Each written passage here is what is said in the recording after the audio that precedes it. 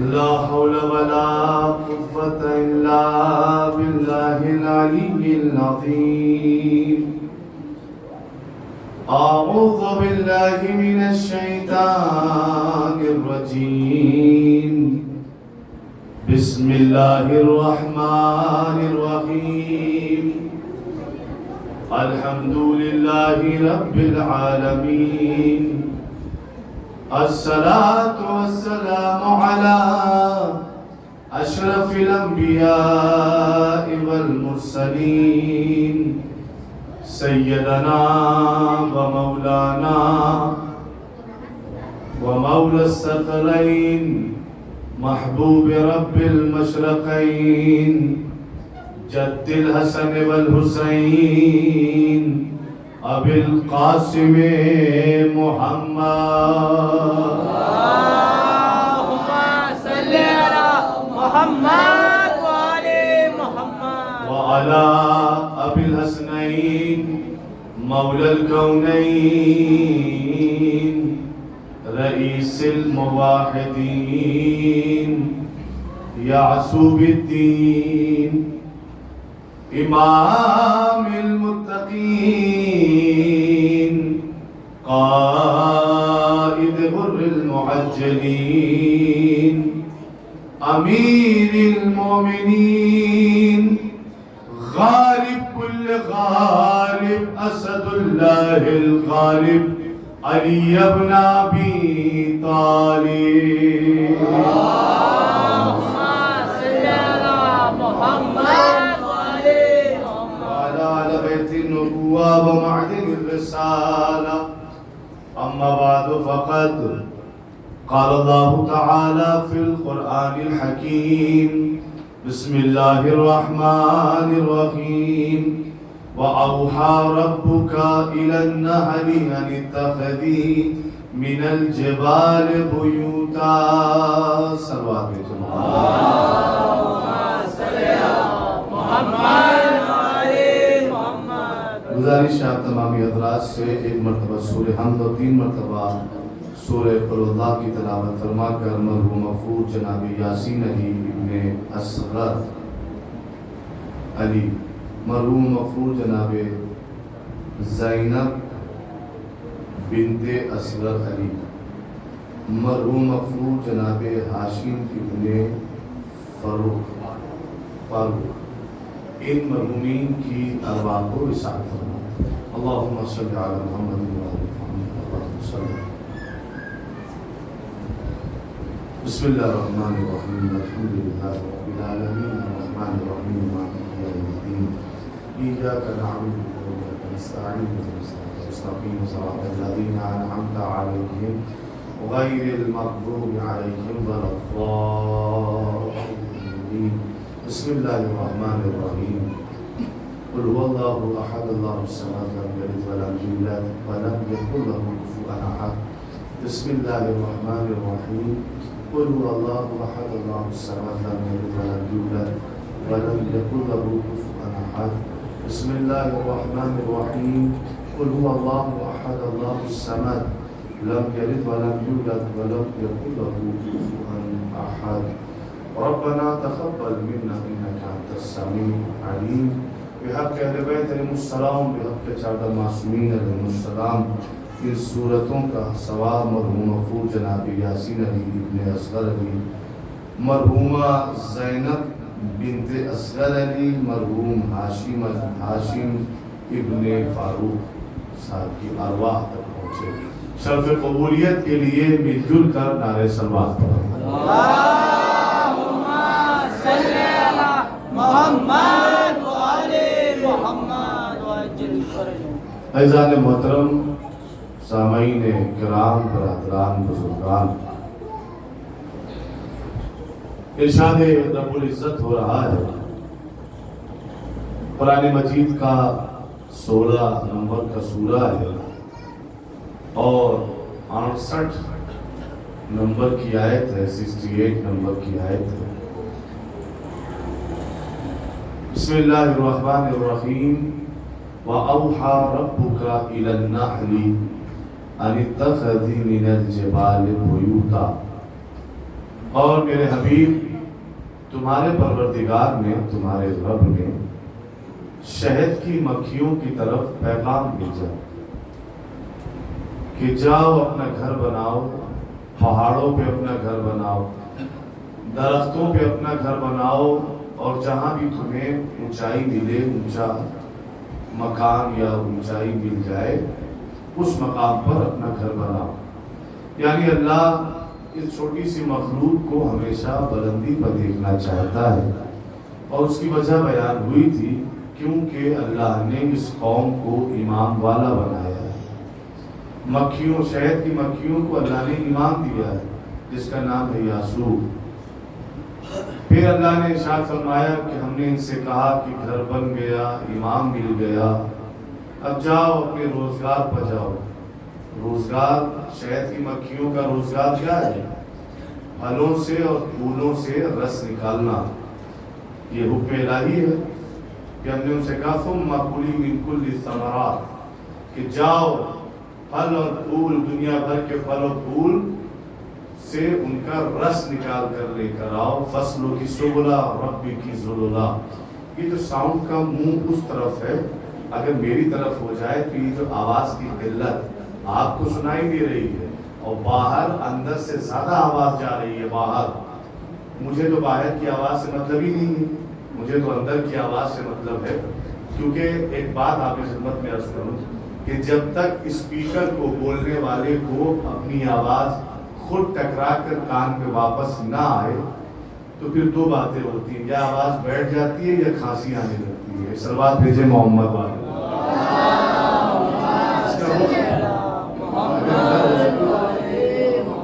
یہ تھوڑی سی آواز بڑھائیے تاکہ اس کی آواز بھرپور میرے کانوں میں جائے۔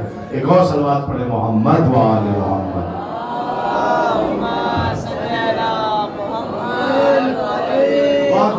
شہد کی مکھیوں کا روزگار کیا ہے؟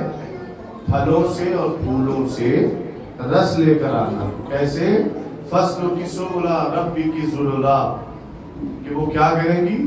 اللہ کے بتائے ہوئے قانون کے مطابق پھلوں کا رس نکال کر لے کر آئیں، اپنی مرضی سے نہیں، اللہ کے بنائے ہوئے قانون کے مطابق۔ اپنی مرضی سے لے کر آئیں گی تو برائی کیا ہے؟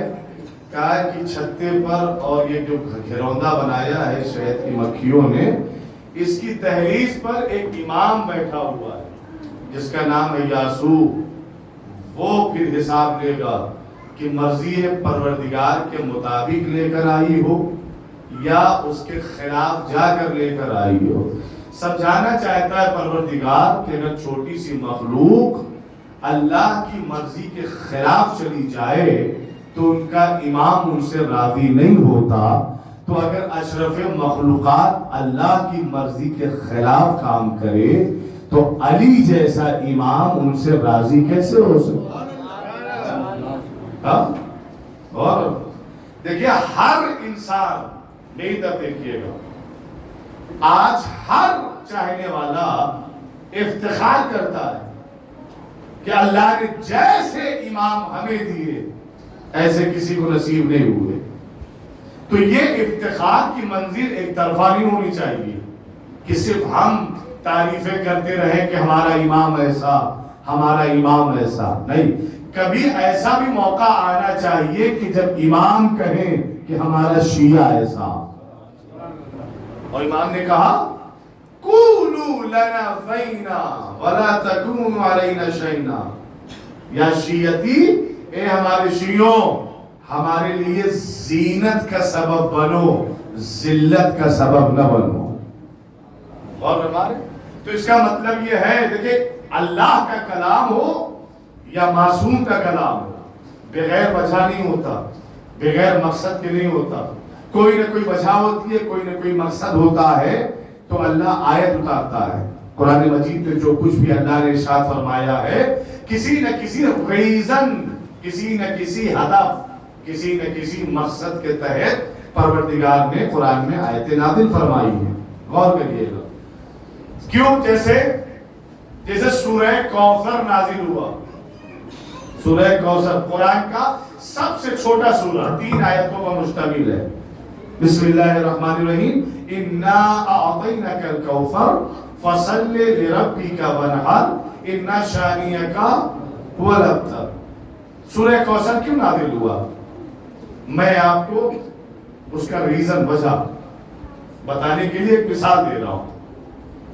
ہاں، جب رسول اللہ کے 3 بیٹے مسلسل پیدا ہوئے اور کچھ مہینے کے بعد انتقال کر گئے تو یہی ابو جہل تھا، ابو لہب، یہ دونوں مل کے کیا کر رہے تھے کہ مکے بھر میں اعلان کر رہے تھے کہ محمد کی نسل ختم ہو گئی، یہ ابتر ہو گئے. ابتر کسے کہتے ہیں؟ جس کی نسل آگے نہ بڑھے. جب یہ تانا دیا گیا رسول کو ابتر کا تو اللہ نے اس تانے کے جواب میں سورہ کوثر کو نازل فرمایا کہ میرے حبیب جاؤ تانا دینے والوں کو یہ جواب دے دو. کیا کہ ہم نے، اے میرے حبیب، ہم نے آپ کو نسل کثیر عنایت فرمائی. کوثر سے مراد کیا ہے؟ نسل کثیر، بہت زیادہ بیٹے اور بیٹیاں عنایت فرمائی. کس کی شکل میں؟ بی بی فاطمہ کی شکل میں. اب پھر آخر کا فکرہ کیا کہا؟ ان شانئک هو الابتر.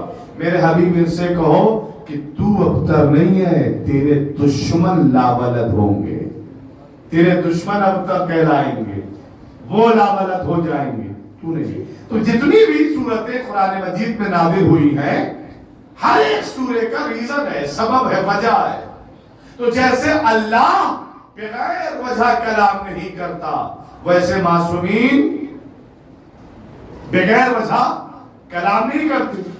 اب امام، چوتھے امام سے بھی ہے، چھٹے امام سے بھی ہے یہ حدیث جو میں نے بیان کی ہے، یا شیعتی کونوا لنا فینا ولا تکونوا علینا شیئا. اے ہمارے شیعوں، ہمارے لیے عزت کا سبب بنو، ذلت کا سبب نہ بنو. اس کا مطلب یہ ہے کہ چوتھے امام کے زمانے میں کچھ لوگ ایسے تھے جو اپنے آپ کو شیعہ کہہ رہے تھے، لیکن اہل بیت علیہ السلام کی سیرت اور عمل سے دور تھے. صرف لفظ شیعہ اپنے آپ کو کہہ دینا یہ ہمیں شیعہ نہیں بناتا. تو پھر انسان شیعہ کیسے بنتا ہے؟ چلیے میں آپ کو بتاتا ہوں. آج ساری دنیا میں جو اعتراض ہو رہا ہے، کم پڑھے لکھے لوگ اور جاہل اور ابو جہل جیسے لوگ جو ہماری قوم پر الزام لگا رہے ہیں شیعہ لقب، شیعہ نام دے کر. کیسا شیعہ؟ کوفے میں شیعہ تھے، اور جنہوں نے امام حسین کو مارا وہ شیعہ تھے، امام حسین کو قتل کرنے والے شیعہ. جو ابو جہل قسم کے لوگ ہیں یا ان کی اولاد، ان کے شجرے میں جو لوگ آتے ہیں، وہ ہم پر اور آپ پر الزام لگا رہے ہیں. جہاں تک آواز جا رہی ہے میں اس کا جواب دینا چاہتا ہوں.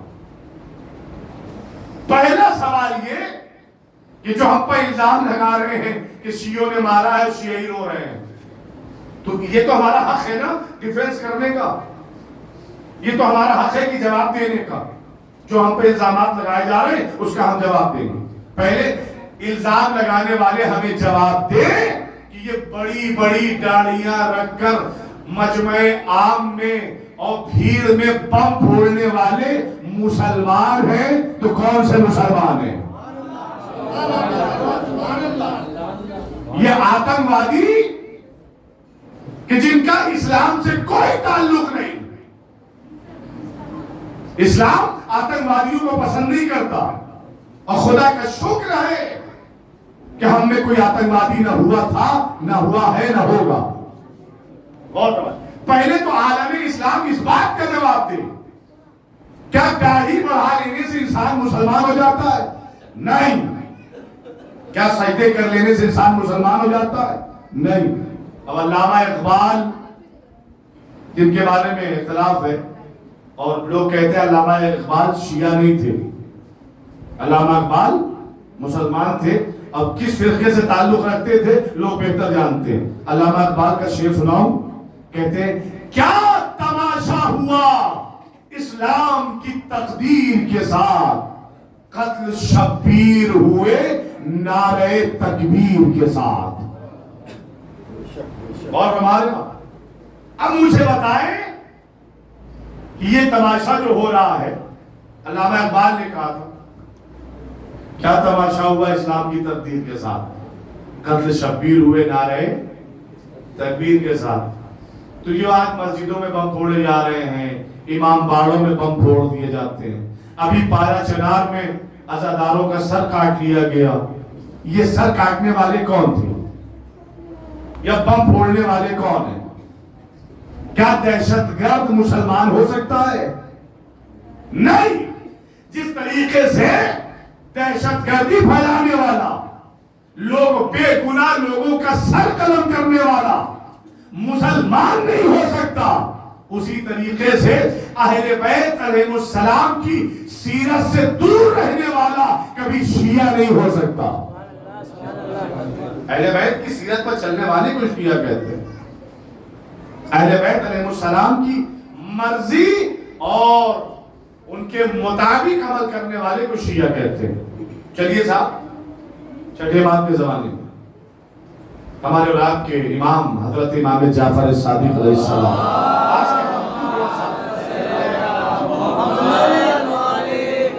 تھوڑا سا گفتگو آج کی میں چاہوں گا کہ جو اندر بیٹھے ہیں وہ بھی، جو باہر بیٹھے ہیں وہ بھی، آپ جتنی دیر میں گفتگو کر رہا ہوں تھوڑا سا غور سے سنیں اسے اور تھوڑا سا قریب آ جائیں مجھ سے، صلوات پڑھیں محمد والے محمد، آ جائیں، بات میں لوگوں کو جگہ نہیں ملتی ہے، اور آگے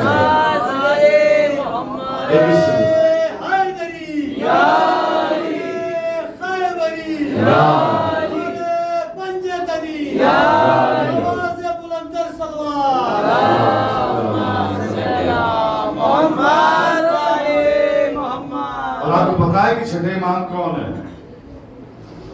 اس طریقے سے نہیں کہ آپ کے چھٹے امام، ایسے نہیں جیسے میں بتانا چاہتا ہوں کہ چھٹے امام کون ہے۔ مسلمانوں کے بہت بڑے امام جن کا نام تھا نعمان بن ثابت، کیا نام تھا؟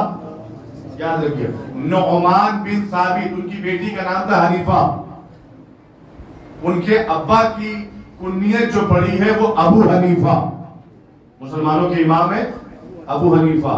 ابو حنیفہ کس کے شاگرد ہیں؟ امام جعفر صادق علیہ السلام کے شاگرد ہیں، چھٹے امام سے پڑھا ہے انہوں نے، اور اس حقیقت کے سے کوئی بھی مسلمان انکار نہیں کر سکتا۔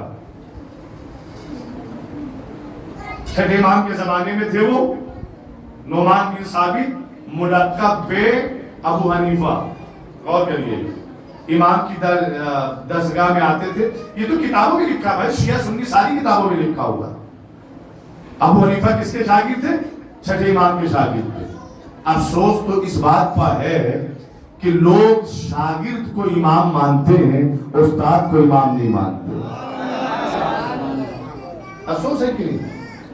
شاگرد امام ہے اور استاد امام ہے، کوئی بات نہیں، لیکن شاگرد۔ اب چھٹے امام کے زمانے میں ایک شخص آیا ہے، آگے اس نے امام کو سلام کیا، امام نے سلام کا جواب دیا اور آ کر کہتا ہے کہ یا ابن رسول اللہ انا من شیعتک، انا من شیعتک، اے فرزند رسول میں آپ کے شیعوں میں ہوں، میں آپ کے شیعوں میں ہوں۔ خدا کا شکر ادا کرنا چاہیے ہمیں کہ ہمارا وقت کا امام پردے غیب میں ہے، پردے غیب میں ہے، اس لیے خدا کا شکر ادا کرنا چاہیے، پردے غیب میں نہیں، اس لیے نہیں، اس لیے شکریہ ادا کرنا چاہیے کہ انہیں اللہ نے اپنی حجت کو پردے غیب میں رکھ کر ہمیں مہلت دی ہے کہ ہم اپنے اعمال کو صحیح کر لیں۔ نہیں تو پتہ کیا حال ہوتا جو اب ہونے والا ہے، سنیے گا، کہتا ہے کہ میں آپ کا شیعہ ہوں، امام نے فرمایا قد کذبتا، تو جھوٹا ہے، وہ جھوٹ بول رہا ہے۔ کہتا حضور میں آپ کا شیعہ ہوں، امام نے فرمایا تو جھوٹا ہے، قد کذبتا، بالتحقیق بے شک تو جھوٹا ہے، تو ہمارا شیعہ نہیں ہے۔ اس نے کہا کہ امام ما ہوا شیعہ، کہ شیعہ کون ہے، کسے کہتے ہیں شیعہ؟ امام نے فرمایا شیعۃ مرتبۃ شریفہ، لا یدرکها الا الشریف۔ امام فرماتے ہیں مقام شیعہ جاننا چاہتا کیا ہے؟ امام نے فرمایا کہ شیعہ ایک مرتبہ شریفہ ہے، ایک بلند مقام، ایک شریف مقام، ایک شریف عہدے کا نام ہے شیعہ،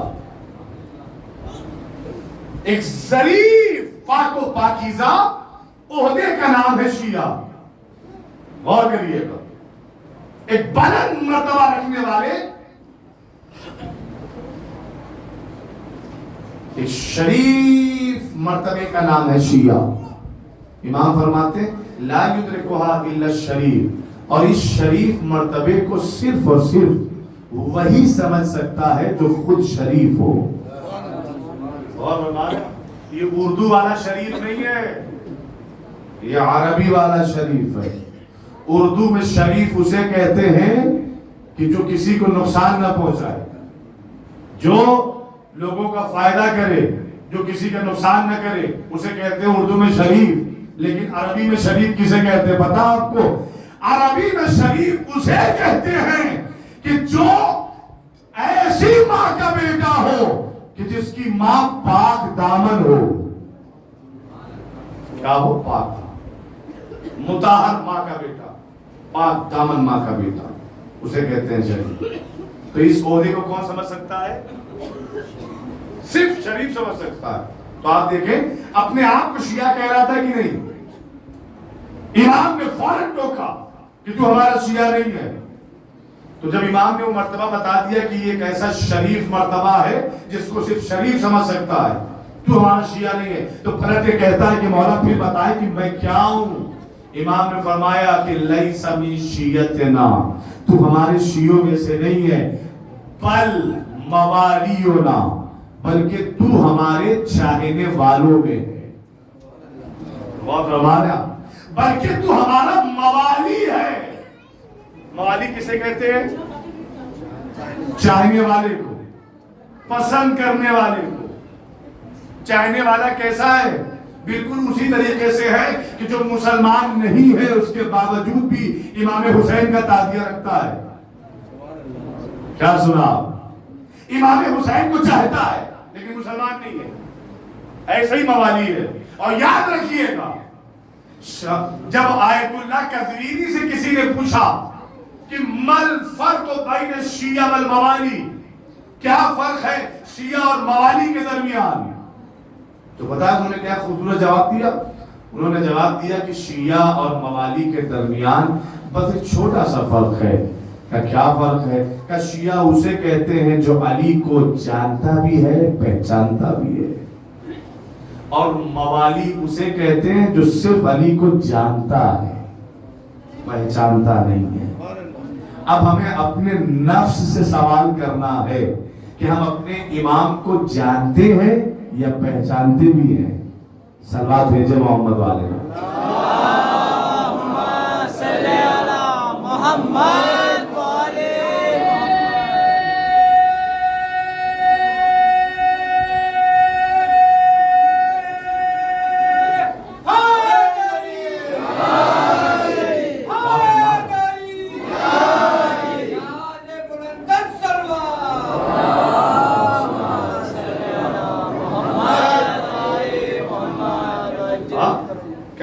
شیعہ اور موالی میں؟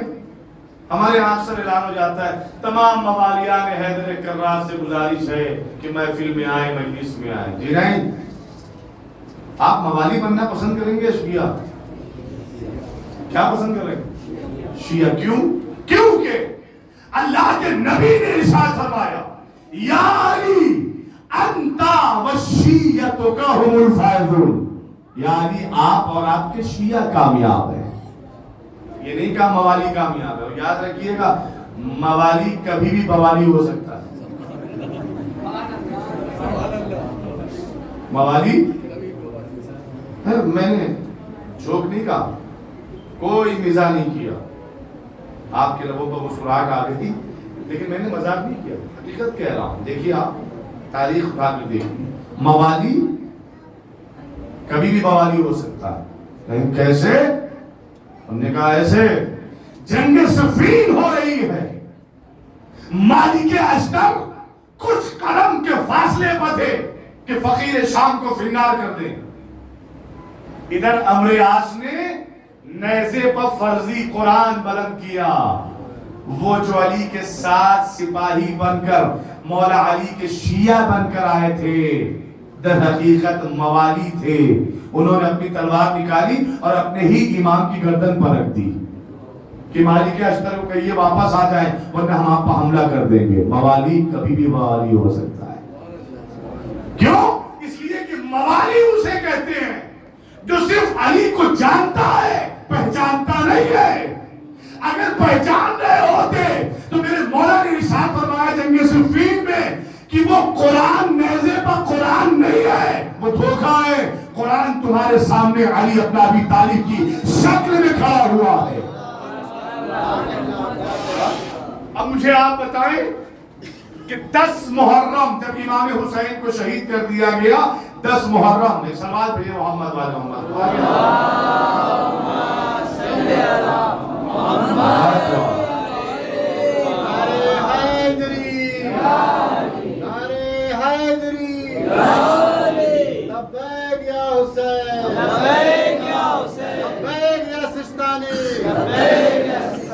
لبیک یا خامنائی، یا خشنود امام زمانہ صلی اللہم صلی اللہ محمد.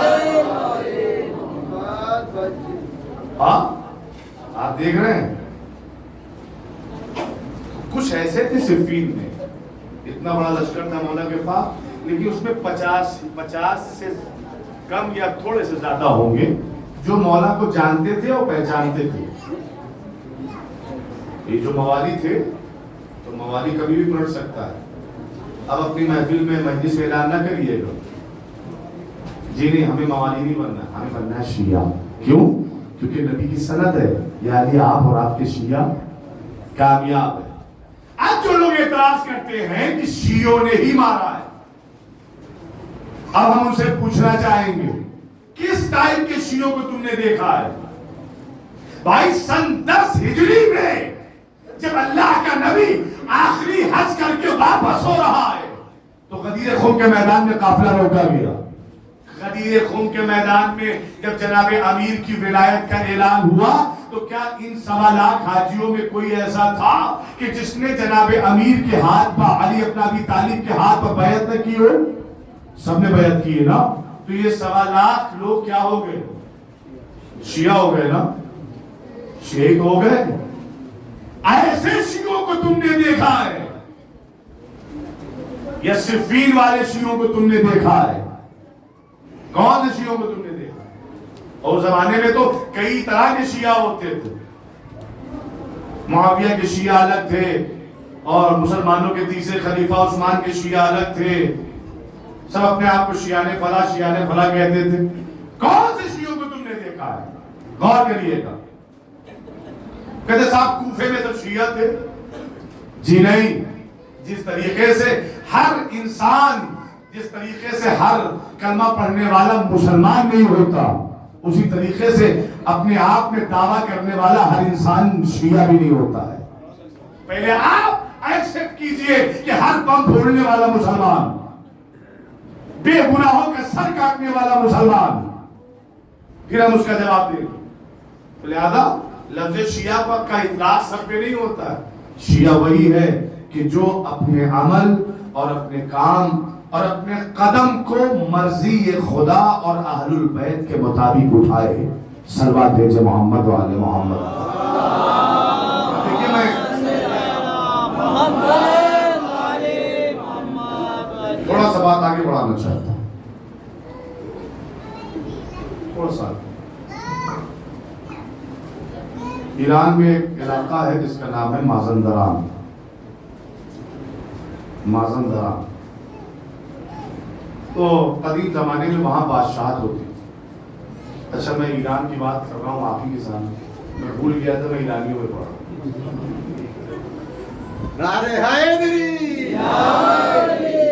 مازندران اچھا علاقہ ہے. تو قدیم زمانے میں وہاں پر بادشاہت. وہ پورا خطہ جو ہے ایک بادشاہ کے انڈر میں تھا. سلطنت اس کی چھوٹی تھی لیکن اس کے پاس مال بہت تھا, دولت بہت تھی, اور اسی کی سلطنت میں 8 یا 10 چور رہتے تھے. کیا رہتے تھے؟ چور رہتے, جو سارے علاقے میں مشہور تھے کہ صاحب یہ تو گندے لوگ ہیں, اپنے آپ کو مسلمان کہتے ہیں, اپنے آپ کو مسلمان نہیں تھے, آتش پرست, اپنے آپ کو بادشاہ کا قریبی کہتے ہیں, اور یہ کہتے ہیں وہ کہتے ہیں. تو ان لوگوں میں سے جو ان کا سردار تھا اس نے کہا کہ یہ الٹے سیدھے کام ہم جو کر رہے ہیں یہ کب تک کرتے رہے. کہا کہ کہنا کیا چاہتے ہیں؟ کہا ایک ایسا بڑا ہاتھ مارا جائے جس کے بعد چوری کرنے کی ضرورت نہ پڑے اور ہمارا گھر خاندان سب آباد ہو جائے. تم ان کا بڑا ہاتھ کہاں مارو گے؟ ان کا بادشاہ کیا, اس سے زیادہ دولت تو کسی کے پاس نہیں. ان کا ناممکن ہے, بہت سارے سپاہی ہیں, بہت سارے سپاہی. ان سپاہیوں کی موجودگی میں ہم, اچھا اس واقعے کو سنانے سے پہلے میں آپ سے سوال کرنا چاہتا ہوں. آپ کی عمر 50 سال ہے, 60 سال ہے, ادھر 70 سال والے بھی ہیں, یہ 18 سال ہوئے, 20 سال ہوئے, 30 سال والے سب مجھے بتاؤ کہ کم سے کم جو بچہ یہاں بیٹھا ہوا ہے اس نے 7, 8, 10 محرم تو دیکھا ہے. 10 محرم تو کیا ہی ہوگا آپ لوگوں میں سے, 10 محرم تو کیا ہی, 20 محرم کسی نے کیا ہے, کسی نے 50 محرم کیا ہے نا. یعنی 50 سال اپنی زندگی کی محرم میں دیکھے ہیں, اور ان 50 سالوں میں آپ نے کم سے کم 500 سے زیادہ مجلسیں کی ہوں گی, شرکت کی ہوں گی, 1000 سے بھی زیادہ کی ہوں گی. اور ان 1000 سے زیادہ مجلسوں میں ہم نے اور آپ نے ہاتھ بڑھا کے تبرک بھی لیا ہوگا, لیا ہے نا. یہ بتائیے جہاں پہ آپ مجلس جاتے ہیں, فرش ادا پہ بیٹھتے ہیں اور مجلس تمام ہو جاتی ہے, تو آپ اپنی مرضی کے مطابق تبرک لیتے ہیں یا جو مجلس کرواتا ہے وہ زبردستی دیتا ہے؟ اپنی مرضی سے لیتے ہیں یا زبردستی؟ اپنی مرضی سے. اچھا لے لیا مرضی سے, اب کھانا ہے کس کی مرضی سے کھائیں گے آپ؟ جب وہ تبرک بانٹنے والا کہے گا اب کھاؤ تب کھائیں گے یا اپنی مرضی سے کھائیں گے؟ نہیں, اپنی مرضی سے کھائیں گے. جب تبرک لیا ہے اپنی مرضی سے تو کھائیں گے بھی اپنی مرضی سے. یاد رکھیے گا, یاد رکھیے گا, یہ جو فرش ادا پر آپ آ کر بیٹھ رہے ہیں, یہ جو مجلسوں میں آپ شرکت فرما رہے ہیں, یہ آپ کی اپنی قوت کی وجہ سے نہیں ہے, یہ توفیق الہی کی وجہ سے ہے. توفیق الہی کی وجہ سے. آپ کہیں گے دلیل, تو 2 دلیلیں میں پیش کرنے جا رہا ہوں. چھٹے امام وسائل الشیعہ جیسی کتاب میں ارشاد فرماتے ہیں, بسم اللہ الرحمن الرحیم, من اراد اللہ بہ الخیر قذف فی قلبہ حب الحسین. کہتے ہیں امام کہ جب اللہ کسی سے خوش ہوتا ہے, جب اللہ کسی کو خیر دینا چاہتا ہے, کسی کے ساتھ نیکی کرنا چاہتا ہے, تو قذفا وہ انیل دیتا ہے, وہ ڈال دیتا ہے. کیا؟ اس کے دل میں امام حسین کی محبت. تو یہ امام حسین کی محبت پیسوں سے خرید نہ پائیں گے, دولت سے خریدی نہیں جائے گی. کیوں؟ کیونکہ توفیق الہی ہے. حسین, اس کے دل میں اللہ امام حسین کی محبت ڈال دیتا ہے. تو اس کا مطلب یہ ہے عزادار بننا انسانوں کے ہاتھ میں نہیں ہے, توفیق پروردگار. انسان اپنا عمل پاک کر لے, اپنی نیت صاف کر لے, تو وہاں سے توفیق آ جاتی ہے. تو فرش ادا پہ جب آئیے تو خدا کا شکر ادا کریے کہ آپ کے عمل میں توفیق پروردگار شامل حال ہو گئی. ایک دلیل. دوسری دلیل سنیے, ہر کوئی شیعہ بھی نہیں ہو سکتا, نہیں ہو سکتا. کہیں کیسے؟ مولا علی کوفے میں، ایک یہودی ہے جو جناب امیر کو کوفے میں ڈھونڈ رہا ہے، چاہنے والوں سے پوچھتا ہے، مسلمانوں سے پوچھتا ہے یہ بتاؤ تمہارے امیر کہاں ہیں؟ ان کا گھر پہ ہوں گے، کہا گھر پہ تو نہیں ہے، کہا فلاں مقام پہ ہوں گے، کہا وہاں بھی نہیں ہے، تو کہا کہ پھر مسجد جاؤ، مسجد میں ہوں گے۔ تو کہتا ہے یہودی یہ بتاؤ کہ اگر مسجد میں گیا اور آپ کے امیر مجھے ملے تو میں پہچانوں گا کیسے کہ یہی آپ کے امیر ہیں، یہی آپ کے حاکم ہیں علی ابن ابی طالب؟ تو اس زمانے کے مسلمانوں نے اس یہودی کو بتایا کہ ان کا نقش و نگار، ان کا چہرہ اور ان کی صورت، وہ سب انہوں نے بتایا۔ یہودی مسجد میں آیا تو مولا علی علیہ السلام مسجد میں ایک مقام جسے کہتے ہیں دقۃ القضاء، وہاں پہ بیٹھے ہوئے تھے، اور اس نے دیکھا مسلمانوں کے بتائے ہوئے تمام تر حلیے کے مطابق وہ سمجھ گیا کہ یہی علی ہے۔ غور فرمائیے، قریب آ کر کہتا ہے کہ ظاہری طور پر مجھے یہ محسوس ہوتا ہے کہ آپ ہی علی ہیں۔ امام نے فرمایا تو نے صحیح پہچانا، تم صحیح کہا، تو نے یہ بتا تو نے پہچانا کیسے؟ کہا آپ کے چاہنے والوں نے مجھے حلیہ بتایا تھا، اس حلیے کے مطابق میں پہچان گیا۔ افسوس کا مقام تو یہی ہے کہ پہچاننے پہ اگر آ جائے تو یہودی پہچان لیتا ہے، اور نہ پہچاننے پہ آئے تو حاجی بھی نہ پہچان پائے، نمازی بھی نہ پہچان پائے۔ غور فرمائیے، کہ تو نے صحیح کہا، میں علی ابن ابی طالب ہوں۔ کہتا حضور میں یہود سے تعلق رکھتا ہوں، میں یہودی ہوں۔ کہ ٹھیک ہے، یہ بتا یہاں کیوں آیا؟ وہ یہودی کہتا ہے کہ مولا اے علی ابن ابی طالب، مجھے آپ کی سخاوت کا انداز یہاں تک کھینچ لایا، آپ کا عطا کرنے کا انداز یہاں تک کھینچ لایا، آپ کی سخاوت کے چرچے مجھے یہاں تک کھینچ لائے۔ امام نے فرمایا چاہتا کیا ہے؟ کہتا ہے کہ میں سر سے لے کر پیر تک قرضے میں ڈوبا ہوا ہوں، سر سے لے کر پیر تک قرضے میں ڈوبا ہوا ہوں۔ حضور آپ سے گزارش کرنے آیا ہوں کہ مجھے اتنا پیسہ دے کہ میں اپنا قرضہ اتار سکوں۔ اور کہتا کہ اگر آپ نے میرا قرضہ اتار دیا تو میں آپ سے وعدہ کرتا ہوں کہ میں آپ کا شیعہ بن جاؤں گا۔ امام نے فرمایا اس کی ضرورت نہیں، تو ہماری دہلیز تک آیا ہے، ہم تیرا قرضہ ادا کریں گے، لیکن جو تو نے وعدہ کیا وہ وعدہ نبھانے کی ضرورت نہیں ہے، اس کی ضرورت نہیں ہے، کنڈیشن کی کوئی ضرورت نہیں کہ میں ادا کروں تم شیعہ بن جاؤ، جی نہیں، کوئی ضرورت نہیں ہے۔ امام نے مصلے کے نیچے سے ایک تھیلی نکالی، اسے دے دیا، اور اچھا بڑا بغیرت تھا، وہیں بیٹھ کے گننے لگا، وہیں بیٹھ کے گننے بھی لگا، اور جب شمار کر چکا تو کہتا ہے یا علی آپ کو کیسے پتا چلا کہ میں اتنے ہی پیسوں کا قرضدار ہوں؟ اچھا ہم کبھی کبھی یہ سوچتے ہیں کہ اگر ہم نے اپنے کسی بندے مومن بھائی کو دھوکہ دے دیا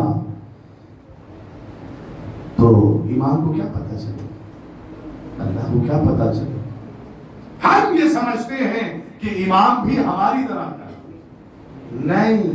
امام فرماتے ہیں کہ اگر ہم پردگاہ پہ بیٹھا ہوا امام، اگر ہم اپنی نگاہ کرم ایک لمحے کے لیے بھی تم سے ہٹا لیں تو زمانہ تمہیں مردار کی طرح چیل و کوے کی طرح نوچ نوچ کر کھا جائے گا۔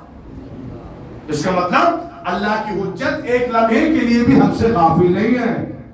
تو اپنا ہر قدم اٹھانے سے پہلے دل میں یہ خیال ضرور آنا چاہیے کہ کوئی دیکھے یا نہ دیکھے، کچھ ہستیاں ایسی ہیں جو ہمیشہ ہمیں واچ کر رہی ہیں، دیکھ رہی ہیں۔ آپ کو ایسے مقام پر شبر حسین تمہیں ایسے مقام پر ٹھہرایا جائے جہاں کیمرہ لگا ہوا ہو، ہماری حالت کیا ہوگی؟ ہم اپنے موبائل میں بس تلاوت قرآن کریم دیکھیں گے، مجلس دیکھیں گے، کیوں؟ کیونکہ قوم دیکھ رہی ہے۔ میں آپ کی مثال نہیں دے رہا ہوں، اپنی مثال دے رہا ہوں۔ قوم دیکھ رہی ہے۔ جب آپ یو کے اور یو ایس میں جب جاتے ہیں خطبہ تو سب جگہ کیمرہ لگا ہوا، بہت ایک کیمرہ لگا ہوا ہے، یہ خوف دل میں ہے کہ عوام نہ دیکھ لے، مومنین نہ دیکھ لے. اور فرما رہے ہیں ہر انسان کا حال یہی ہے، کہیں اس کیمرے کے ذریعے سے اور لوگ نہ دیکھ لیں تو رسوائی ہو جائے گی اور ذلت اور نا امیدی ہاتھ میں آئے گی. آپ سر سوچیں، ایک انسان ایک کیمرے سے اس لیے ڈر رہا ہے کہ مجھ جیسا ایک انسان دیکھ لے گا، لیکن یہ بھول گیا کہ اسے ہر وقت کچھ ہستیاں دیکھ رہی ہیں. ایک اس کا خالق دیکھ رہا ہے، ایک اس کا زمانے کا امام دیکھ رہا ہے، اور دو اور ہیں جو انسانوں کے کاندھے پر بیٹھے ہوئے ہیں، کرام الکاتبین، جو ہر ایکٹیویٹی لکھتے رہتے ہیں. اب تیزی کے ساتھ مجھے گزرنا ہے. کہتا ہے اے علی ابن ابی طالب، آپ کو کیسے پتا چلا کہ میں اتنے ہی مقروض ہوں؟ امام نے فرمایا جا، یہ تیرے بس میں نہیں ہے کہ تو یہ سمجھ سکے کہ مجھے کیسے پتا چلا. تیرا کام ہو گیا نا؟ کہا ہو گیا. کہا حضور ابھی بھی میں اپنے جملے پر قائم ہوں، اگر آپ چاہیں تو میں اپنا وعدہ نبھانے کو تیار ہوں. میں نے کہا تھا نا اگر میرا قرضہ آپ نے ادا کر دیا تو میں شیعہ ہو جاؤں گا. لائیے اپنا ہاتھ بڑھائیے، میں بیعت کروں اور شیعہ ہو جاؤں. امام نے فرمایا جا، اس کی ضرورت نہیں. کہتا حضور جب دے دیا ہے تو بنا لیجیے، جب درہم و دینار دے ہی دیا ہے. پیسوں سے اپنی طرف کھینچ کر لانے والے اور ہوتے ہیں.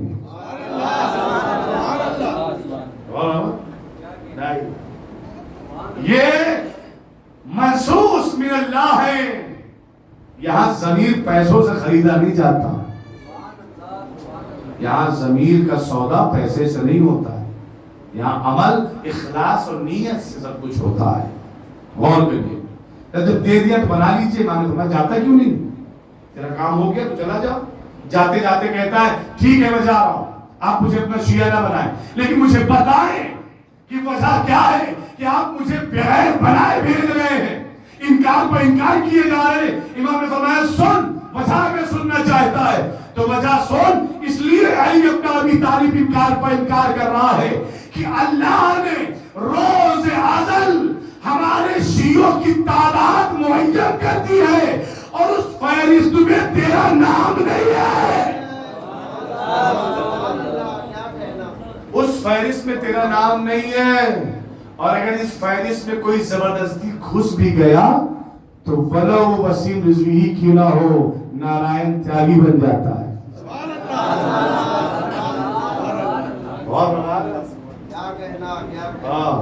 اگر زبردستی داخل بھی ہو گیا تو ایک موقع آتا ہے کہ خود بخود نکل جاتا ہے، جیسے صفین میں نکل گئے تھے.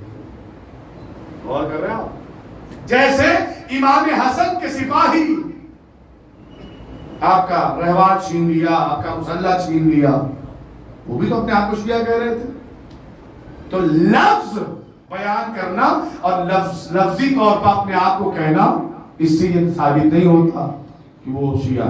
اب وہ واقعہ سن لیجیے، بات تمام. آپ نے مجھے کیا جواب دیا تھا؟ زبردستی تبرک کھلایا جاتا ہے یا اپنی مرضی سے کھاتے ہیں؟ اچھا میں جملے بدل دیتا ہوں، غلطی سے کھاتے ہیں یا مرضی سے کھاتے ہیں؟ مرضی سے.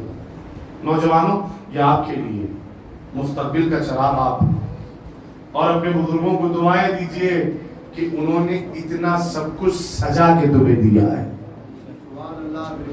اب تمہیں سجانا نہیں ہے، اب تمہیں اس سلسلے کو آگے بڑھانا. غور کریے، انہوں کا صاحب ہم وہاں پہ ڈکیتی نہیں ڈال سکتے. کیوں؟ کہا کہ وہاں پر سپاہی بہت ہیں. تو ایک ہفتے تک وہ اپنا چکر لگاتے رہے. کہا نہیں، ناممکن ہے. انہوں نے کہا کہ ناممکن ہے تو پھر تجربہ کس دن کام آئے؟ ان کا تجربہ کیسا؟ کہ جس جگہ ڈائریکٹ داخل نہ ہو سکو وہاں سیند لگائی جاتی، سرنگ بنائی جاتی. اب انہوں نے 1 مہینہ 1.5 مہینہ محنت کر کے سرنگ بنائی، سرنگ، اور اس اندازے سے سرنگ بنائی کہ اس سرنگ کا دروازہ وہی کھلا کہ جہاں پر خزانہ رکھا ہوا تھا. دیکھیے، اور جب وہاں پہ نکلے دیکھا خزانہ ہی خزانہ، مال ہی مال، درہم و دینار، سونا چاندی. یاد رکھیے گا، انسان کی نیت اچھی ہو یا خراب ہو، جب اپنی منزل پر پہنچتا ہے خوش بہت ہوتا ہے. کچھ لوگ اس لیے بھی خوش ہوتے ہیں یہ کہہ کر کہ آج میں نے فلاں مومن کو پریشان کیا، اس کے خلاف FIR کر دی، اس کو ہم نے جیل میں ڈلوا دیا، خوش ہو جاتے ہیں. استغفر اللہ. دیکھیں دور کیسا آ گیا، ایک مومن دوسرے مومن کو پھنسانے کے بعد مسکرا رہا. جب کسی کے امام سے پوچھا گیا مولا بتائیں کہ مومن کا مقام کیا ہے، تو امام نے فرمایا مومن کا مقام سننا چاہتا ہے؟ سن، حرمت المومن افضل من حرمت الکعبہ. مومن کی عزت کعبے جس کی طرف آپ نماز پڑھ رہے ہیں، جس کا چکر لگا کے لوگ حاجی بن جاتے ہیں، فرمایا مومن کی عزت کعبے سے کہیں زیادہ ہے. آپ کے کوئی ایسا ہے جو کعبے کا انکار کرے؟ کیوں؟ مومن کا انکار کر سکتے، کعبے کا نہیں کر سکتے. اس کا تو انکار کر سکتے میں اسے کبھی سلام نہیں کروں گا، میں اسے کبھی بات نہیں کروں گا، میں اسے کبھی جواب نہیں دوں گا. ہوتا ہے کہ نہیں ہوتا؟ مولانا 15 سال ہو گئے میں نے اس سے کلام نہیں کیا. تو مومن کو چھوڑ سکتے، کعبے کو نہیں چھوڑ رہے بھائی؟ جبکہ امام فرما رہے کہ مومن کی عزت کعبے سے بھی کہیں زیادہ ہے. استغفر اللہ. اللہ جس کی عزت کعبے سے بھی زیادہ ہے اس کے خلاف ہم سازشیں کر لیتے ہیں. کعبے کے خلاف سازش نہیں کر رہے ہیں. کیوں؟ جو پتا ہے کعبے کا انکار کریں گے تو کافر ہو جائیں. تو پھر مومن کو اذیت دے کر، مومن کو مصیبت دے کر نہیں. جب تک انسان اپنی اوقات، اپنی حیثیت نہیں سمجھے گا. جناب امیر سے پوچھا کہ مومن کے نفس کی قیمت کیا ہے؟ آپ بتائیں مولا علی کے نفس کی قیمت کیا ہے؟ سب نے سنا تو ہے بھائی، آیت قرآنیہ ہے. اللہ اکبر، سب کے ذہن میں مولا علی کے نفس کی قیمت مرضات الہی ہے. کیا ہے؟ نفسہ تقا والی آیت تو سنی ہے نا، مرضات اللہ. اللہ کی مرضیاں جس کے بدلے لی جائیں وہ ہے علی کا نفس. جسے اللہ اپنا نفس کہے وہ ہے علی کا نفس. اب اس نفس اللہ سے سوال کیا گیا کہ مومن کے نفس کی قیمت کیا ہے؟ امام نے فرمایا سنو، مومن کو چاہیے کہ کسی بھی کنڈیشن میں اپنے نفس کا سودا نہ کرے، اور اگر نفس بیچنا ہی چاہتا ہے تو کم سے کم اس کے نفس کی قیمت جنت ہونی چاہیے. ہو ایک کپ چائے نہیں، ایک وقت کی دعوت نہیں. پتہ چلا کسی نے ہماری دعوت کر دی تو ہم اس کی طرف سے بولنے لگے. نہیں، کسی نے ہمیں اپنے ہاتھ چائے پر بلا لیا ہم اسی کی تعریف کرنے لگے. نہیں، یہ مومن کی نفس کی قیمت نہیں ہے. فرمایا کم سے کم مومن کے نفس کی قیمت ہے جنت. صاحب، سب سے بڑی چیز کو مولا علی نے کیا کہا؟ چھوٹی. کم سے کم ہمارے اور آپ کے نفس کی قیمت کیا ہے؟ جنت. تو جب ہم اپنے نفس کی قدر و قیمت سمجھ لیں گے تو پھر امام کا یہ فقرہ سنیے، من عرفا نفسہ فقط عرفا ربہ. جس نے اپنے نفس کو پہچان لیا اس نے اپنے رب کو پہچان لیا. تو اس کا مطلب یہ ہے کہ ہم اپنے آپ کو نہیں جان پائے کہ ہم کون ہیں.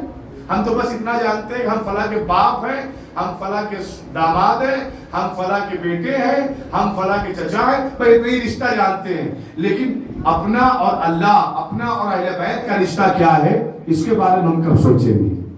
اور اپنا رشتہ اللہ اور اہل بیت سے مضبوط بنائیں. ایک لمحے کے لیے ہلکا نہیں ہونا چاہیے. اب جلدی سے آ جائیں، اس طرف بات تمام ہو جانے. تو صاحب نیت اچھی ہو یا خراب، انسان خوش ہوتا ہے کہ نہیں ہوتا؟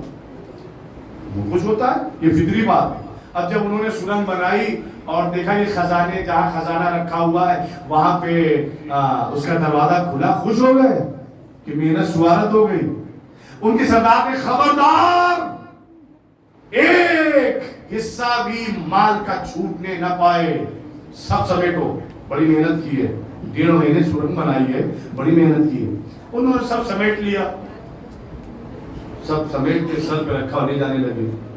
ان 10 لوگوں میں سے ایک نے پیچھے مڑ کر دیکھا تو اسے سفید چیز دکھائی دی. اس نے سوچا کہ سردار نے کہا ہے کہ کوئی چیز چھوٹنے نہ پائے، یہ تو چھوٹ گئی ہے. تو وہ پلٹا، واپس پلٹا. اس نے ہاتھ میں اٹھایا اور ادھر ادھر دیکھا، فیصلہ نہیں کر پا رہا تھا کہ ہیرا ہے، جواہرات ہے کہ کیا ہے.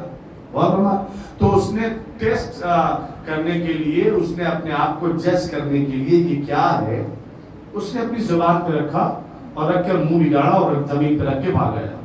اس سردار نے کہا کہاں گئے تھے؟ کہا حضور ایک چیز چھوٹ گئی تھی، سفید چیز، مجھے لگا کہ ہیرا ہے. کہا پھر لائے؟ کہا نہیں حضور وہ ہیرا نہیں، میں نے وہیں چھوڑ دیا. کہا کیوں چھوڑ دیا؟ کہا میں نے اپنی زبان پہ اسے ٹیسٹ کر کے دیکھا، وہ ہیرا نہیں، وہ نمک تھا. کیا تھا؟ نمک تھا. تو سردار کہتا ہے کہ تو نے کیا کیا؟ کہا حضور اپنی زبان سے چکھا، تبھی تو پتا چلے گا کیا تھا.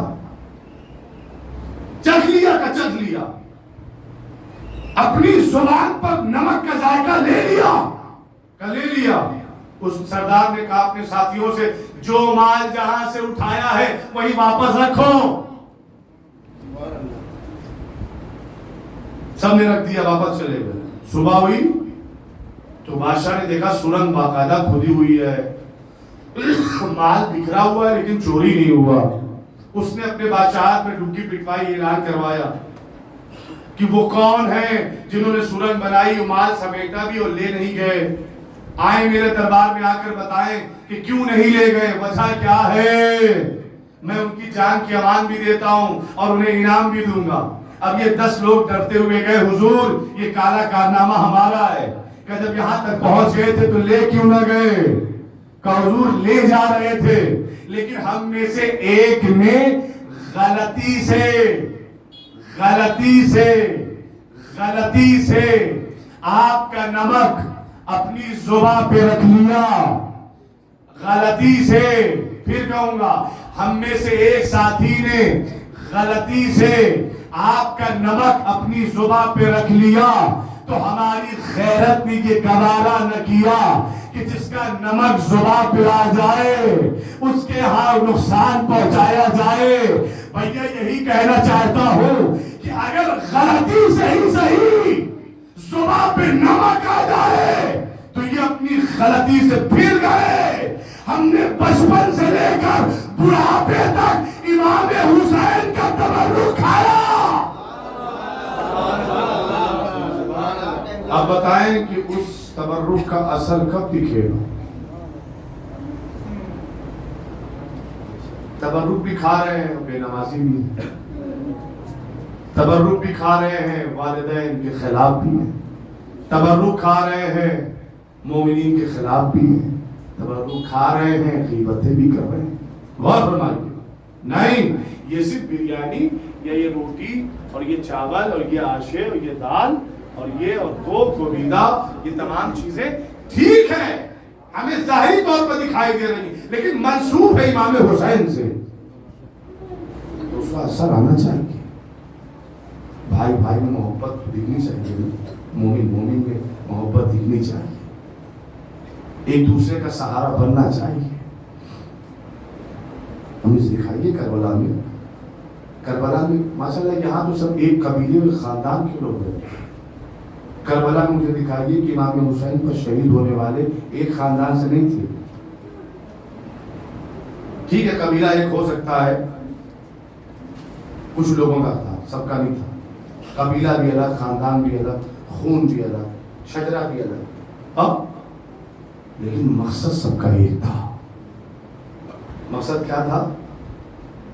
امام وقت کی پیروی، امام وقت کی اطاعت، امام وقت کی سیرت پر عمل. یہ ہمیں کربلا والوں نے سکھایا ہے. محرم لباس بدلنے کا نام نہیں ہے، محرم کردار بدلنے کا نام. امام خمینی سے کسی نے ایران میں پوچھا تھا حضور بتائیں کہ ہمیں محرم نے فائدہ پہنچایا کہ نہیں پہنچایا؟ تو خمینی صاحب نے ایک جملہ کہا تھا کہ دیکھو کہ محرم شروع ہونے سے پہلے جو کام تم کرتے تھے جو اللہ اور اہل بیت کے خلاف تھا، ان کی مرضی کے خلاف تھا، اگر محرم جانے کے بعد بھی وہی ہو رہا ہے تو پھر محرم نے تمہیں فائدہ نہیں پہنچایا. لیکن اگر کردار میں بدلاؤ آ گیا اس کا مطلب حسین کا غم دلوں پہ اثر کر گیا. اللہ مجھے آپ بتائیں، مجھے مصائب کی طرف جانا ہے. عزاداری میں آپ کا آئیڈیل کون ہے؟ مردوں کے لیے آئیڈیل کون؟ امام سید سجاد. عورتوں کے لیے آئیڈیل کون؟ بی بی زینب سلام اللہ علیہا. اگر خواتین اپنا آئیڈیل بنانا چاہتی ہیں تو پھر جناب زینب سے بڑا کوئی آئیڈیل نہیں ہے. میری ماں بہنیں بیٹھی ہیں وہ سن رہی ہیں. کربلا سے جب قافلہ، جب امام حسین میدان قتال میں جانے لگے تو جناب زینب سے کیا کہا؟ بہن زینب اپنے بھائی حسین کو نماز شب میں فراموش نہ کرنا. کیوں؟ کیونکہ امام حسین جانتے تھے لاکھوں مصیبتیں میری بہن پائیں گی لیکن میری بہن واجبات تو دور، میری بہن مستحبات بھی نہیں چھوڑے گی. نماز شب کیا ہے؟ مستحب ہے. پڑھے تو ثواب، نہ پڑھے تو کوئی عذاب پڑی. لیکن امام حسین نے کیا فرمایا تھا؟ بہن زینب اپنے بھائی حسین کو نماز شب میں فراموش نہ کرنا. میری ماں اور بہنیں سن رہی ہیں، اگر تمہیں عزاداری میں آئیڈیل بنانا ہے تو بی بی زینب کو بناؤ، جو تازیانے کھا کر بھی اللہ کی عبادت کرتی رہی، بھوک اور پیاس میں رہ کر بھی اللہ کی عبادت کرتی. مردوں کے لیے آئیڈیل کون ہے؟ امام زین العابدین ہے. ہتھکڑیاں بیڑیاں پہن کر جو اللہ اکبر کہتا رہا. اگر عزادار ہو تو پھر نمازی بھی ہو، اگر عزادار ہو تو پھر سیرت اہل بیت پر چلنے والا ہو. صرف ایک طرفہ نہیں، ایک طرفہ کامیاب نہیں ہوگا، دونوں طرف. کیونکہ اللہ کے نبی نے فرمایا تھا کہ میں نے قرآن اور اہل بیت کو چھوڑا، کسی ایک کا دامن پکڑ لینے سے کامیابی نہیں ملے گی، دونوں کا دامن تھامنا ہے. امام زین العابدین راستے میں تازیانے پڑھتے رہے. دل چاہتا ہے کہ سرکار کی ایک مصیبت پڑھوں، مجلس تمام کروں. آپ کو پتا ہے کہ مدینے میں جب امام علی مقام پہنچے ہیں رہا ہو کے، تو روایت کہتی ہے کہ امام جب اپنے گھر سے نکلتے تھے اور قصاب کی دکان کے قریب جاتے تھے تو مدینے کے قصائی، مدینے کے قصاب امام کو دیکھ کر اپنا جانور چھپا لیتے تھے. جو ذبح کیا ہوا جانور ہوتا تھا اسے چھپا لیتے تھے کہیں امام کی نگاہ نہ پڑ جائے. امام فرماتے تھے چھپانے کی ضرورت نہیں ہے، میں تمہیں ان گوسفن، ان بھیڑ بکریوں کو ذبح کرنے سے منع نہیں کرتا، میں تو بس اتنا پوچھتا ہوں تم سے، یہ بتاؤ کیا انہیں ذبح کرنے سے پہلے پانی پلایا تھا؟ اللہ اکبر. میں تو بس تم سے اتنا پوچھنا چاہتا ہوں کیا انہیں ذبح کرنے سے پہلے پانی پلایا تھا؟ جس چھری سے تم نے انہیں ذبح کیا وہ چھری کند تو نہیں تھی. مدینے کے قصاب کہتے تھے اے اللہ کے نبی کے بیٹے، ہم آپ کے نانا کے دین پر عمل کرتے ہیں، ہمیں پتا ہے کہ جانوروں کو ذبح کرنے سے پہلے پانی پلا لینا چاہیے، ہم پانی پلاتے ہیں اس کے بعد ذبح کرتے ہیں. ارے جیسے یہ جناب سننا ہوتا تھا نا، میرا چوتھا امام کربلا کی طرف رخ کرتا تھا اور فرماتا تھا ہائے میرا بابا. ارے قصاب جانوروں کو ذبح کرنے سے پہلے پانی پلا کر، لیکن میرے بابا کو 3 دن کا بھوکا जज़ाकुमुल्लाह जज़ाकुमुल्लाह। खुदा आपको कोई गम न दे सिवाय गम करबला के। मेरे बाबा को 3 दिन का भूखा प्यासा शहीद कर दिया गया। इमाम अली मकाम मदीने में है। आपको पता है इमाम अली मकाम के मदीने में थे। एक दिन एक फकीर आया है। फकीर सारे मदीने में ये कहता हुआ भीख मांग रहा था कि कौन है जो मुझे अता करे। मन आतानी अनल गरीब, कौन है जो मुझे अता करे, मैं गरीब हूं, मैं गरीब हूं। जब वो फकीर भीख मांगते मांगते हुए इमाम सैयद सज्जाद के दरवाजे पर आया ना, इमाम ने उसकी झोली में खैरात डाली और जब वो जाने लगा इमाम ने फरमाया ठहर जा, ये बता तू क्या कहकर गदाई करता है, भीख मांगता है। तो कहता है ए सैयद सज्जाद मैं बस एक फिक्रा कहता हूं, क्या मन आतानी अनल गरीब, कौन है जो मुझे अता करे कि मैं गरीब हूं। इमाम ने फरमाया नहीं आज के बाद ये फिक्रा न कहना। कौन सा फिक्रा? अनल गरीब, मैं गरीब हूं। वो कहता है सैयद सज्जाद सच में मैं गरीब हूं। इमाम ने फरमाया तू गरीब नहीं है। कहता मैं गरीब हूं। इमाम ने फरमाया मैं सैयद सज्जाद कहता हूं कि तू गरीब नहीं है। तो कहता है हुजूर ये बताएं कि गरीब किसे कहते हैं? न मेरे पास मकान है, न मेरे पास खाने को खाना है, मैं न जमीन है न वतन है, मैं गरीब हूं। इमाम फरमाया फिर भी तू गरीब नहीं है। वो कहता है क्यों, आप ऐसा क्यों कहते? इमाम फरमाते तू बता कि तू इस वक्त कहां खड़ा है? कहे अल्लाह के नबी का शहर है। इमाम फरमाते हैं अगर तुझे इस शहर में मौत आ जाए क्या तुझे यकीन है कि मदीने के मुसलमान तुझे गुस्ल देंगे? कहा मुझे यकीन है कि मुझे गुस्ल मिलेगा। इमाम फरमाते क्या तुझे ये भी यकीन है कि तुझे कफन मिलेगा, तुझे दफन किया जाएगा? कहता हाँ मुझे गुस्ल भी मिलेगा, मुझे कफन भी मिलेगा, मुझे दफनाया भी जाएगा। क्यों? इसलिए कि मैं मुसलमानों के दरमियान हूं। फिर इमाम फरमाते तू गरीब नहीं है, गरीब तो करबला में मेरा बाबा न गुस्ल दिया गया न कफन पिलाया गया, 3 दिन तक जलती जमीन पे लाशा। क्या सुन रहे हो ज़दारो? ये इमाम का मर्सिया है। 3 दिन तक जिसका लाशा जलती जमीन पे पड़ा रहा। हर वक्त इमाम अपने बाबा को याद करके रोते थे। एक फिक्रा कहूं मजलिस तमाम हो जाएगी, सुनोगे? अबू मंजर नामी शख्स आकर कहता है कि मौला, और मिनहाल ने भी ये फिक्रा कहा था, कहता है मौला कब तक रोइएगा, आका कब तक रोइएगा? रो मौला, शहादत तो आपके घर की मीरास है ना। क्या अली अकबर के जाने पे आप रो रहे हैं? क्या कासिम के पामाल होने पर आप रो रहे हैं? आपको पता है ना, उससे पहले फिक्रा कहूं, मुल्ला बाकिर मजलिसी कहते हैं कि जहां कहीं मजलिस होती है ना और आवाज गिरिया बुलंद होती है, जोर जोर से मौला के अज़ादार जब रोना शुरू करते हैं ना, तो कोई आए या ना आए तुम्हारा चौथा इमाम फर्श अज़ा पे जरूर आता है और रोने वालों के दरमियान मेरा चौथा इमाम बैठ जाता है और हर रोने वाली आंख को देख कर कहता है और गिरिया करो और रो, कि तुम्हारे रोने से सैयद सज्जाद को सुकून मिलता है। अल्लाहु अकबर। तुम्हारे रोने से सैयद सज्जाद को सुकून मिलता है।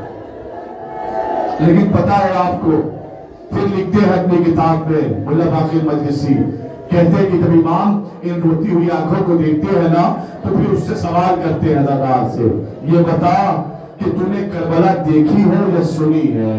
अल्लाह अकबर। तूने करबला सुनी है ना, तूने करबला पढ़ी है, अपनी आंखों से देखा नहीं। तूने जाकिर की जुबान से सुना और तेरा ये हाल हुआ कि दिल तड़पने लगा, आंखों में आंसू आने लगा। देख अपने इमाम सैयद सज्जाद को जिसने एक दिन में 72 जनाजे। अल्लाहु अकबर। सुनिए ज़दारो, अब आखिरी फिक्रा सुनो।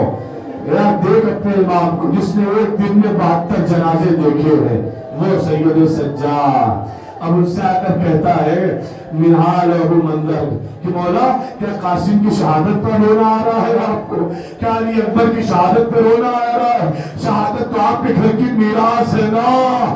سید سجاد طرف کے آخری فقرہ ہے, اسی پر پوچھا دینا ہے اہل بیت علیہ السلام کو. امام سید سجاد طرف کے منہا لہو منظر, تم نے انصاف نہ کیا.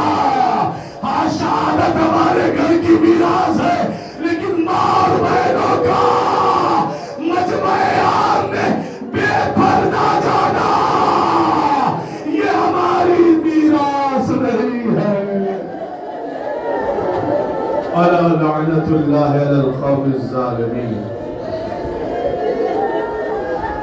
وسيعلم الذين ظلموا أي منقلب.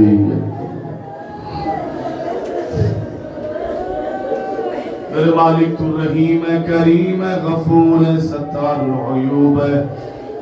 ہم عقیل و فقیر و عاجز و مجبور ہیں. بحق اہل بیت علیہ السلام ہماری اس عبادت کو قبول فرما. ان آنسوؤں کو شہزادی کے رومال میں جگہ عنایت فرما. میرے معبود بحق اہل بیت علیہ السلام, بحق 14 معصومین علیہ السلام, یہ جتنے بھی لوگ مجلس میں آئے یا جتنے بھی لوگ جہاں کہیں بھی مجلس کر رہے ہیں, میرے معبود ان سب کی جان, مال, عزت, آبرو, ناموس کی حفاظت فرما. اگر ان میں کوئی بیمار ہے میرے معبود, جہاں کے بھی مومن مومنات ہیں مولا کے عزتار, بالخصوص یہاں کرون میں, اگر ان میں کوئی بیمار ہے, کسی بھی بیماری میں مبتلا ہو, تو جو واسطہ امام سید سجاد علیہ السلام, بی بی صغرا سلام اللہ علیہ کا, انہیں ہر بیماری سے شفاء کاملہ, صحت عاجلہ عنایت فرما. میرے معبود بحق اہل بیت علیہ السلام, بحق 14 معصومین علیہ السلام, جہاں کہیں بھی دشمنان دین اور دشمنان اسلام, دشمنان عزاداری اس کائنات میں پنپ رہے ہیں, میرے معبود انہیں صف ہستی سے نست و نابود فرما. حامیان عزاداری و ولایت و مرجعیت, دوستداران عزاداری و ولایت و مرجعیت جہاں کہیں بھی ہیں میرے معبود, انہیں ہر طرح کی کامیابی اور کامرانی عنایت فرما. علماء حقہ اور بالخصوص مراجع کرام, ایت اللہ خامنائی, ایت اللہ سستانی اور فرزند انقلاب حسن رسول اللہ اور جتنے بھی مراجع کرام اس دنیا میں موجود ہیں میرے معبود, ان سب کو صحت و سلامتی عنایت فرما. مراجع کرام کو ہر مصیبت اور ہر بلا سے محفوظ فرما. میرے معبود جہاں کے بھی مومن مومنات ہیں, دیکھو یہ دعائیں مال مجلس ہے. میں 2 دن سے دعا اس لیے نہیں کروا رہا تھا, کہیں دیر نہ ہو گئی ہو, آپ ماتم کرنا چاہ رہے ہیں, لیکن دعا مال مجلس ہے, یہ آنسو مال مجلس ہے. اور روایتوں میں ہے کہ ان روتی ہوئی آنکھوں سے جو آمین نکلتا ہے وہ بہت تیزی کے ساتھ قبول ہوتا ہے. ایک دعا ایسی ہے جس کو کروانے کے لیے ہر انسان کہتا ہے آپ کی آمین کی ضرورت ہے. میرے معبود تجھے واسطہ ہے سرکار ابو الفضل عباس علیہ السلام کا, تجھے واسطہ ہے جناب سکینہ سلام اللہ علیہ, تجھے واسطہ ہے جناب علی اصغر علیہ السلام, تجھے واسطہ ہے جناب زینب و ام کلثوم سلام اللہ علیہ السلام کا, تجھے واسطہ ہے 14 معصومین کا. میرے معبود اب تک جو آنگن, جو گھر مولا کے عزاداروں سے خالی ہے, جن ماؤں کی آغوش بچوں سے خالی ہے, میرے معبود ان آغوش میں مولا کا عزادار, امام کا سپاہی عنایت فرما, عنایت فرما, عنایت فرما. میرے معبود ہم سب کو والدین, اہل البیت اور اپنی اطاعت کرنے کی توفیق عنایت فرما. دنیا ظلم و جور سے بھر گئی ہے, میرے اللہ عدل و انصاف کرنے والے امام کے ظہور میں تعجیل فرما. ہم سب کو ان کے امان و انصاف میں شامل ہونے کی توفیق عنایت فرما. ربنا تقبل منا انك انت السميع العليم.